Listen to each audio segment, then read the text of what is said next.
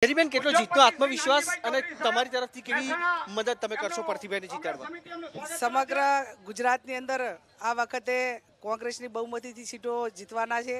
એ પૈકી બનાસકાંઠા પણ સહકારી આગેવાન, પીઠ રાજકીય આગેવાન અને કોંગ્રેસ પાર્ટીની વિચારધારાવાળા વર્ષોથી એવા પરથીભાઈ પટોળ ખૂબ મોટી લીડથી જીતશે અને બનાસકાંઠાની સીટ જીતીને કોંગ્રેસ કેન્દ્રની સરકાર બનાવશે.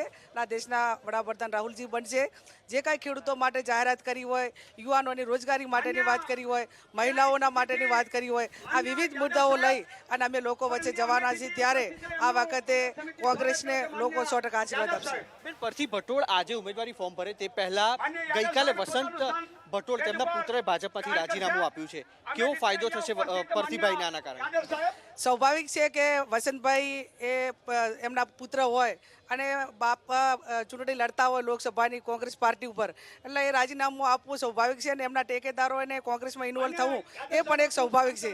એટલે હું માનું ત્યાં સુધી ફાયદો તો હતો જ, પણ એનાથી વિશેષ ઉમેરો થઈ અને એમના કંઈક તર્ક વિતર્ક હતા અને ખોટા આક્ષેપો થતા કે બેટો ભાજપમાં ને બાપ કોંગ્રેસમાં, તો એક આ આક્ષેપોનો પણ અંત આવે અને બહુમતીથી જીતે એના માટેનું એક સમીકરણ પણ સારું બેસશે. આ બેઠક પર ચૌધરી વર્સિસ ચૌધરીની ફાઇટ છે. સામે પરબતભાઈ પટેલ છે, અહીંયા આગળ પણ ચૌધરી છે, પરથીભાઈ પટોળ.